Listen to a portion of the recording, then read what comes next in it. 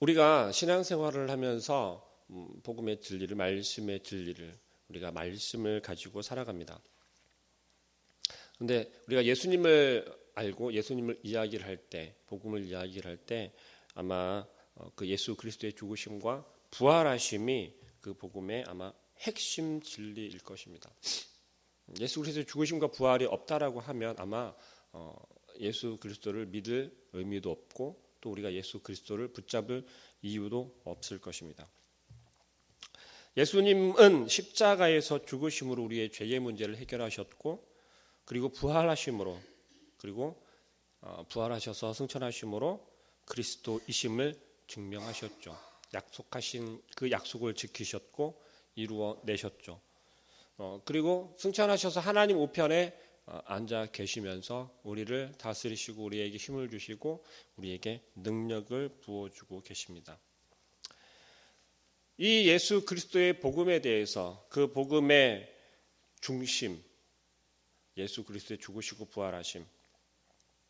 근데 예수 그리스도 죽으시고 부활하심은 이유가 다른 데 있는 것이 아니라 바로 하나님께서 우리를, 여러분들을, 저를 사랑하시기 때문에 그 사랑을 표현으로, 그 사랑한다라고 하는 증거의 나타나심으로 우리에게 보여준 사건이 되겠죠. 이 놀라운 일을 우리는 세 가지로 이렇게 이야기를 할 수 있죠. 첫 번째는 하나님께서 하나님이신 예수 그리스도를 하늘에서 이 땅에 사람으로, 우리와 똑같은 모습으로, 연약하고 더럽고 추한 인간의 모습으로 이 땅에 오셨다라는 것이죠. 두 번째는 죄 없으신 예수 그리스도께서 온 세상의 모든 사람들의 죄를 짊어지시고 십자가에서 죽으셨다라는 거죠. 그리고 세 번째는 거룩하신 성령님께서 우리들의 각 사람들의 마음 가운데 오셨다라는 거예요. 그리고 지금도 그 성령님께서는 우리의 마음 속에서 저와 여러분들과 함께 살아가신다라고 하는 것이죠. 이런 의미에서 우리 인간의 마음은 우리의 모습만 얘기하는 것이 아니라 우리의 마음은 어떤 모습일까요? 한번 생각해 보시겠어요? 내 마음은 지금 어떤 모습인가? 겉모습은 누가 보아도 좀 번지르르하고 깨끗하고 정결해 보일 수 있으나 우리의 마음은 어떤 모습인지 한번 생각해 보시길 바랍니다. 설령 나는 그래도 깨끗하고 나는 그나마 좀 정결해, 나는 그나마 누구에게 부끄럽지 않은 마음을 가지고 있다라고 이야기할 수 있을지 모르겠어요. 그런데 성경에서 예레미야 선지자는 이렇게 이야기합니다. 만물보다 거짓되고 심히 부패한 것은 마음이라 누가 능히 이를 알리요. 우리의 마음이 부패하고 더럽고 추하다는 것을 알지 못한다는 거예요. 우리 인간들은. 정말 그렇지 않나요? 스스로 생각했을 때 나는 그래도 회개도 열심히 했고 예수 그리스도와 관계도 열심히 하려고 노력했고 하나님께서 하지 말라고 하는 것도 하지 않으려고 노력했으며 말씀대로 살으라고 했을 때 그 말씀을 내가 붙잡고 열심히 이겨내면서 살아보려고 노력했으니까 내 마음은 그래도 그나마 조금은 깨끗하겠지라고 아마 생각할 수도 있어요. 스스로 위안을 삼아 이야기할 수도 있습니다. 그런데 냉정하게 이야기를 해보면, 생각해보면 어떤가요? 우리의 마음은 정말 좀 더럽고 추하지 않나요? 부끄럽지 않나요?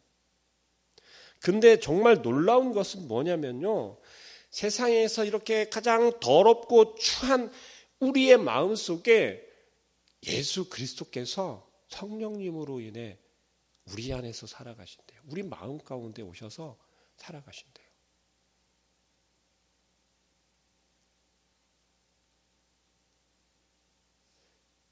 그 생각을 할 때 우리 너무 감사하고도 부끄럽고 안타깝지 않으십니까? 하나님께서 우리를 사랑하셔서 하나님과 아무런 관계가 없었던 그러한 우리일지라도 하나님께서는 우리를 사랑하셔서 당신의 독생자 아들이신 예수 그리스도를 더럽고 추하고 죄악된 이 세상 가운데로 보내셨어요. 그것도 우리 인간과 똑같은 모습으로 이 땅에 보내셨어요. 그리고 죽을 수밖에 없는 우리의 죄를 대신하여서 그 죄의 문제를 해결해 주시기 위하여서 그 아들을 희생하셨어요. 십자가에 달리시고 죽이셨단 말이에요. 그런데 그것으로도 모자라서 예수 그리스도는 다시 한번 더럽고 추한 우리의 마음 가운데 다시 오셨단 말이에요. 지금 우리의 마음 가운데 그 예수님께서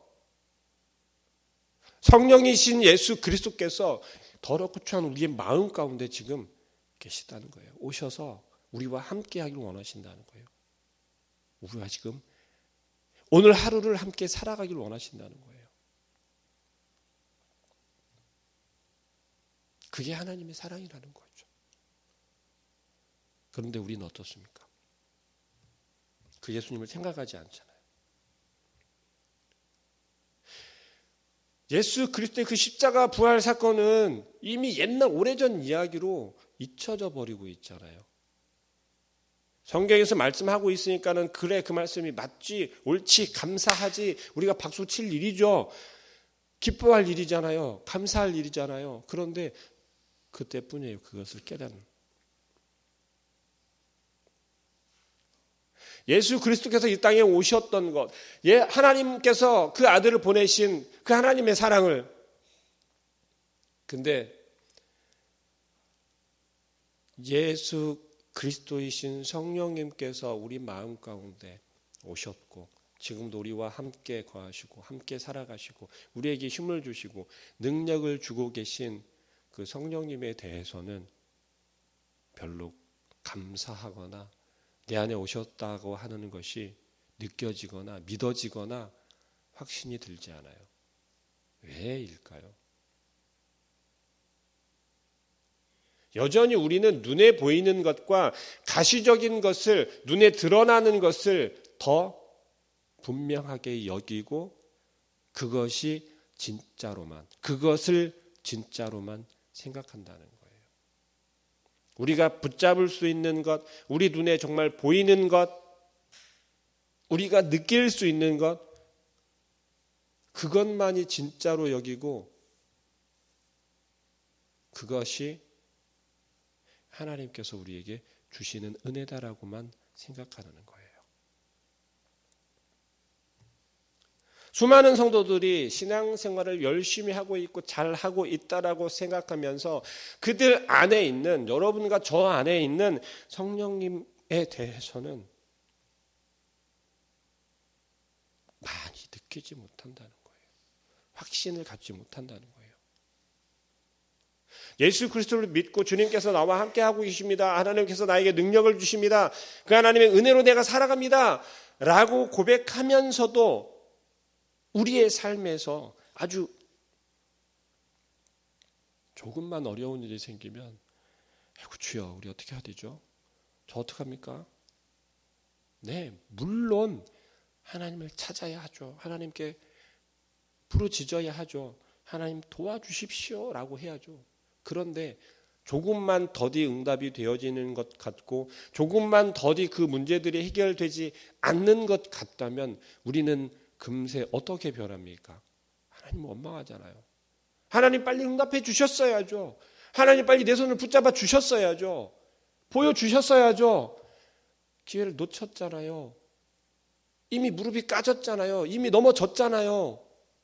라고 하면서 원망하지 않습니까? 정말 내가 외롭고 두렵고 그럴 때 왜 저를 홀로 내버려 두십니까? 라면서 왜 저를 도와주지 않으십니까? 라고 하면서 하나님을 원망하잖아요. 여전히 우리 안에 계신 성령님은 생각하지 않고 그 성령님께서 나에게 힘을 주시고 내가 버틸 수 있게 해주시고 내가 넘어져서 무릎이 깨어질지언정 우리의 생명을 보존시켜 주시고 여전히 우리를 다시 한번 일어설 수 있게 힘을 주신다라고 하는 것을 우리는 인정하지 않는다는 거예요. 고린도후서 13장 5절 말씀에 이렇게 이야기를 합니다. 너희는 믿음 안에 있는가? 너희 자신을 시험하고 너희 자신을 확증하라. 예수 그리스도께서 너희 안에 계신 줄을 너희가 스스로 알지 못하느냐? 그렇지 않으면 너희는 버림받은 자니라. 무슨 이야기입니까?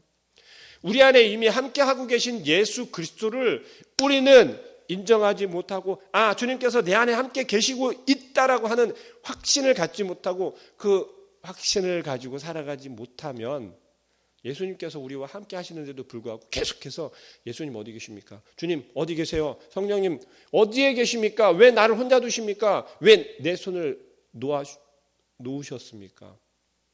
여전히 우리의 손을 붙잡고 있고 우리 마음 가운데서 우리를 위로하고 있고 끊임없이 우리에게 힘을 주고 계신데도 불구하고 우리 마음속에서 그 예수 그리스도를 인정하지 않으면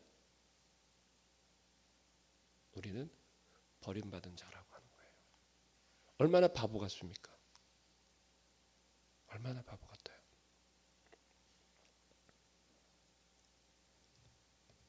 예수 그리스도께서 우리 안에 거하고 계시고 주님께서 지금 나에게 힘을 주고 계시기 때문에 내가 넘어졌는데 졸퍼덕 넘어지는 것이 아니라 그저 무릎만 꿇고 넘어질 수 있게 나를 붙잡아주고 계시고 버텨주고 계시기 때문에 내가 무릎만 깨졌구나. 역시 주님은 나와 함께하고 계시고 내 안에서 나를 붙잡아주고 계시구나 라고 인정하기 시작할 때 우리의 삶이 변화되기 시작한다는 거예요. 우리의 삶이 변화되지 못하고 내가 변화된 삶을 살지 못하며 여전히 나는 어렵고 좌절하고 실수하고 내가 넘어지는 이유는 아니요. 내가 넘어질 수밖에 없고 내가 실패할 수밖에 없고 내가 좌절할 수밖에 없는 건 우리 안에 계신 예수 그리스도를 인정하지 않기 때문에 그렇다는 거예요. 지난 새벽에 지난 금요일날 제가 그랬잖아요. 예수 그리스도께서는 우리 안에 거하길 원하신다니까요. 우리가 예수 그리스도 안에 들어가고 싶고 그 예수 그리스도 안에 거하고 싶다면 우리 안에 먼저 예수 그리스도를 모셔야 한다라고요. 그리스도께서 내 안에 오시길 원합니다. 내 안에 함께 계신 걸 내가 믿습니다. 확신합니다. 라고 하는 우리의 고백이 있을 때, 우리의 확신이 있을 때 여전히 우리 안에 계셨고 우리 안에서 능력을 나타내시고 힘을 주고 계신, 위로하고 계신, 우리를 다시 계속 일으켜 세워주고 계신 성령님께서 우리로 하여금 느끼게 하시고 우리의 삶이 변화되게 하시고 우리의 삶에서 예수 그리스도의 이름에 능력이 나타나게 하신다는 겁니다. 우리들이 정말 너무 잘못하고 있다라고 자책할 필요까지는 없을 것 같아요. 왜요?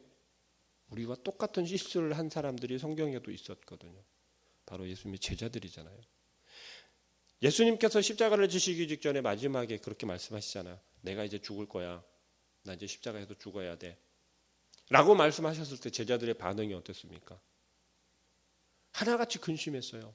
하나같이 어떻게 합니까? 왜요? 그 제자들을 이끌고 갔던 예수 그리스도가 죽는다는 거예요. 이제 없어진다는 거예요. 제자들이 생각하는 건 거기까지였어요. 그것은 뭐예요? 세상의 눈으로, 세상의 관점으로, 세상에 보이는 것에서 없어진다라고, 끊어진다라고까지밖에 생각하지 못한 거예요. 근데 우리들의 마음 가운데서도 이와 동일하다는 거예요. 제자들은 예수님께서 세상을 떠나신다는 그 사건에만, 그 사실에만 집중하기 시작했어요. 이제 없어질 거고 우리 자기들과 함께하지 못하고 자기들 눈에 보이지 않으며 자기들 안에서 가르침도 없을 거고 자기들을 이끌어갈 수 없다라고 하는, 정작 그들이 깨달았어야 하고 그들이 집중했어야 하는 걸 뭐냐면 그들에게 보내주신 예수 그리스도, 누가 보내주셨습니까? 하나님께서 보내주신, 하나님께서 자기들에게 이 세상에 보내주신 하나님의 뜻과 계획에 전혀 마음 쓰지 않았어요. 전혀 시선을 돌리지 않았어요. 우리들이 지금 범하고 있는 실수와 똑같다는 거예요. 성령님께서 우리 안에 계시고 하나님께서 보내주셨다라고 하는 그 확신을 우리가 가질 때 하나님께서 맞다, 나를 사랑하고 계셨지, 지금도 사랑하고 계시지, 하나님께서 내가 변화되고 다시 깨끗게 된 삶을 살기를 원하고 계시지, 근데 나 혼자는 할 수 없는데 어떻게 하지? 하나님께서 예수님을 보내주셨지. 그런데 하나님께서는 예수 그리스도를 보내주신 건 영원히 이 땅을 살아가게 하려고 보내주신 것이 아니라 뭐예요? 우리의 문제를, 근본적인 문제를 해결해 주시기 위해서 예수 그리스도를 이 땅에 보내주셨던 거예요. 맞잖아요. 그래서 우리의 죄의 문제가 해결이 되어버렸잖아요. 그런데 더 놀라운 것은 그 문제를 해결해주고 끝난 것이 아니라 영원히 하나님의 자녀 삼아주셨대요. 영원히 하나님의 아들, 딸이 되게 해주셨대요. 근데 그 증거로 뭘 하셨냐면 이 땅에 오셨던 우리의 몸과 똑같은 모습으로 오셨던 예수 그리스도가 영원히 우리와 함께하기 위해서 성령님으로 우리에게 오셨다는 거예요. 하나님께서 우리가 이 제자들처럼 실망하고 낭망해서 이 땅을 어떻게 살아가야 할지 근심 걱정으로밖에 살 수 없을 것 같은 우리들에게 염려하지 말라고, 내가 너희들에게 선물로 보혜사를 보내준다라고 말씀하셨잖아요. 그리고 보내주셨잖아요. 하나님께서는 약속을 지켜주셨단 말이에요. 우리에게 성령님을 보내주셨다라는 거예요. 하나님의 우편에 앉아 계신 그 예수 그리스도를 우리에게 보혜사로 다시 보내주셨다는 거예요. 너희 염려하지 마. 너희가 눈으로 보았고 경험했고 너희가 배웠던 그 예수 그리스도가 이제는 너희에게 영원히 거하기 위해서 성령으로 너희에게 갈 거야. 너희 마음 가운데 들어갈 거야. 거할 거야. 그런데 우리는 눈에 보이지 않는다고, 느낄 수 없다고 제 안에 계십니까? 오셨나요? 내 믿음이 연약해서 알 수가 없네요. 느낄 수가 없네요. 그러면서 우리가 어떻게 변해갑니까? 저에게 좀 보여주세요. 나타내주세요. 좀 증거를 보여주시면 안 될까요? 뭐예요? 자꾸 체험하려고 그래요. 그 체험이 뭐예요? 우리가 자꾸 생각하는 거 있잖아요. 그렇지 않다라고 하는 것이 아니라 예를 들어서 말씀을 드리는 거예요. 예를 들어서 어깨가 아파요. 제 어깨 좀 많이 아팠거든요. 어깨가 아픈데 누가 기도에 응답을 잘 받는 사람이 있다라고 하면서 기도를 받아요. 기도를 받는 즉시 그 자리에서 어깨에 통증이 없어지고 어깨가 막 가벼워지고 나음을 받았어요. 예수님께서 역시 계시는구나. 또 나의 문제들이 있었어요. 3일 금식을 하고 일주일 금식을 하고 막 열흘 금식을 하고 했더니 그 문제가 해결이 되었어요. 예수님께서 내 안에 정말 살아 계시구나. 우리가 체험적인 것을 자꾸 찾아갈 때는 이런 식으로 신비주의적으로 갈 수도 있어요. 우리의 믿음에, 우리의 신앙생활에 물론 도움을 줄 수 있습니다. 그런 역사들이 나타날 수 있어요. 그렇지 않다라는 것이 아니에요. 그런데 문제는 뭐냐면 정말 본질을 벗어나서 그 체험으로만 우리가 휩쓸려 갈 수 있다는 거예요. 그게 진리인 것처럼, 그게 진짜인 것처럼, 그것만이 예수 그리스도를 느낄 수 있고 성령님을 만날 수 있다라고, 경험할 수 있다라고 오해하고 착각할 수 있다는 거예요. 그것은 마귀들이 하는 역사예요. 우리들의 마음에서 예수 그리스도를 만난다는 건, 성령님을 경험하고 체험한다는 건 어떻게 만날 수 있냐면 성경에서 이야기를 하고 있어요. 엠마오로 가던 두 제자 기억나십니까? 예수님께서 부활하셔서 그 소식을 듣고 예수님의 제자들 둘이 엠마오로 갑니다. 그런데 예수님께서 그들과 함께 하세요. 그들은 알지 못해요. 예수님인지를. 그런데 이사야의 말씀을 예수님께서 풀어서 설명을 해주세요. 그랬더니 어떤 상황이 생겼습니까? 어떤 역사가 일어났어요? 그들의 마음이 뜨거워졌다라고 그래요. 그들의 마음이 뜨거워지면서 그분이 예수 그리스도였다라는 것을 알게 돼요. 그래서 알게 되었을 때 예수 그리스도 옆에 있었습니까? 없었습니까? 아니요. 무슨 말이냐면 하나님의 말씀을 듣고 그 말씀이 깨달아질 때 우리는 우리 안에 계신 성령님을 알 수 있다는 거예요. 체험할 수 있다는 거예요. 그런데 우리는 자꾸 말씀은 외면해요. 말씀을 외면하고 그저 우리가 기도하면 기도 가운데 임하여 주시는 그 예수님이 나에게 말씀하실 거야. 나로 하여금 느끼게 하실 거야. 내가 그런 경험이 있어야 올바른 신앙이지라고 착각한다라는 거예요. 그러나 성경은 분명히 말씀하고 계세요. 말씀을 통해서 우리가 예수 그리스도를 경험할 수 있고 체험할 수 있다는 겁니다. 자꾸 우리는 근데 그것을 망각해요. 하나님의 말씀이에요. 이 성경 말씀이 하나님의 말씀이라는 거. 살아 역사하시는 하나님의 말씀이라는 거죠. 근데 자꾸 우리는 이것을 글로 읽고 문자로 읽고 있기 때문에 보고 있기 때문에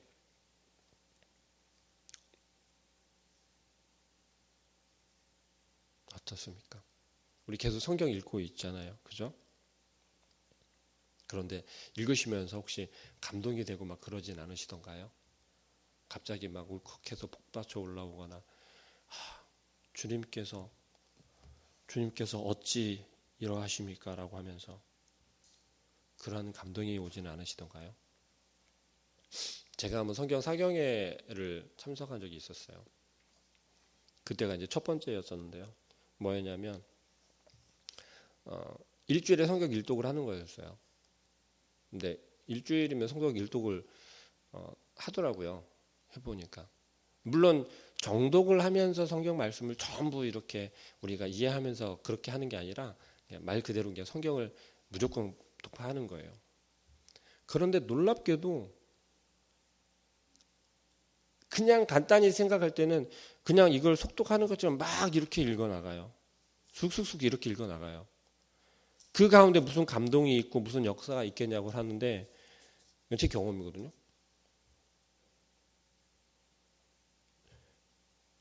그냥 제가 어느 절이었는지는 정확하게 기억이 안 나는데 읽는데 저도 모르게 그냥 눈물이 나는 거예요. 도대체 그 말씀이 무엇길래 나의 마음을 만지시고 엠마오로 가던 그 두 제자처럼 제 마음이 뜨거워졌는지 그것은 한마디로 이렇게밖에 표현할 수 없어요. 성령님께서 지금 나를 만지고 계시구나. 근데 저만 그런 경험을 하는 게 아니라 그 가운데서 하루하루 지나갈수록 그런 경험을 하는 사람들이 많아지더라는 거예요. 우리는 성경을 어떻게 읽으려고 하냐면요. 이것을 수학문제 푸는 것처럼 그렇게 보려고 해요. 이해하려고 한다는 것이죠. 오늘 본문 말씀처럼 이러므로 내가 하늘과 땅에 있는 각 족속에게 물론 저희가 이제 강해 설교를 할 때는 이게 뜻 하나하나를 풀어서 말씀을 선포하긴 하지만 성경을 읽으면서 이거 수학 문제 풀듯이 하나하나 다 이렇게 이해하면서 풀어서 읽으려고 해요.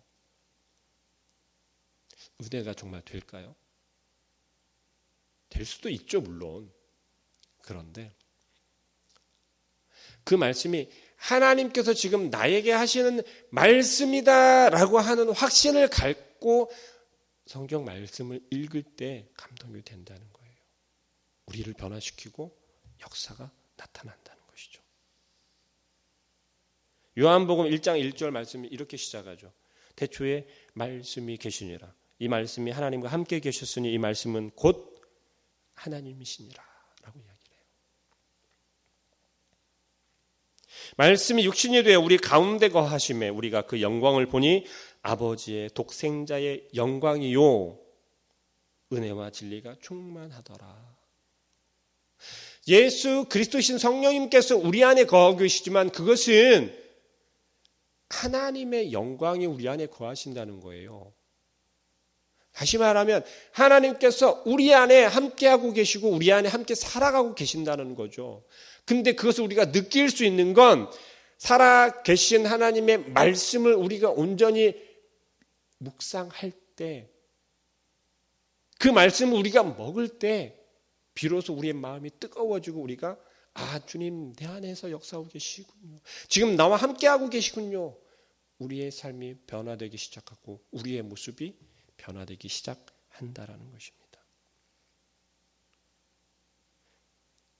예수님을 만나는 것은 정말 말씀으로 만나는 것이 온전한 것이고 그것이 바른 모습이다라는 거예요. 거기에서 시작할 때 우리의 기도의 모습 가운데서 주님이 나타날 것이고 예배 가운데서 우리의 모습 가운데 나타날 것이고 그리고 우리의 삶 가운데서 자연스럽게 예수 그리스도의 우리와 함께 하심이 우리를 변화시키고 우리를 새롭게 하심이 나타날 줄로 믿습니다. 오늘 하루의 삶을 살아가면서도 역시 여전히 예수님께서 우리와 함께 하시고 주님을 만나는 그러한 역사가 일어나시기를 소망합니다. 기도하겠습니다. 사랑하는 하나님, 하나님께서 우리를 사랑하셔서 예수 그리스도 이 땅에 보내주셨고 또한 우리가 너무 더럽고 추한 자이기에 우리의 그 죄의 문제를 해결하여 주시고 우리가 이제는 죄 가운데 살아가는 것이 아니라 아버지 하나님의 자녀로 살아갈 수 있는 권세를 허락하여 주신 것을 감사합니다. 그런데 그것도 모자라서 우리의 삶이 여전히 더러운 세상 가운데 있고 더러운 죄악 가운데 있는 것을 한탄하시고 긍휼히 여기신 아버지 하나님께서는 여전히 우리를 위하여서 우리를 사랑하시어서 우리에게 성령님을 보내주시고 혼자 힘들게 고민하고 걱정하며 살아가는 것이 아니라 넉넉히 세상을 이기고 넉넉히 죄악 가운데 승리하는 삶을 살아라고 우리에게 보내주신 그 성령님을 우리가 끊임없이 구하고 구하였던 미련한 저희들을 용서하여 주시고 여전히 우리를 사랑하셔서 우리 마음 가운데 보내주셨고 보혜사이신 성령님께서 예수 그리스도이신 성령님께서 하나님이신 성령님께서 우리 안에 거하고 계시고 우리와 함께하고 계시며 우리를 여전히 변화시키시고 새롭게 하시고 계신 그 하나님을 그 예수 그리스도를 그 성령님을 의지하는 만나는 경험하는 그러한 하루를 살아가게 하여 주시옵소서. 예수 그리스도의 이름으로 기도합니다.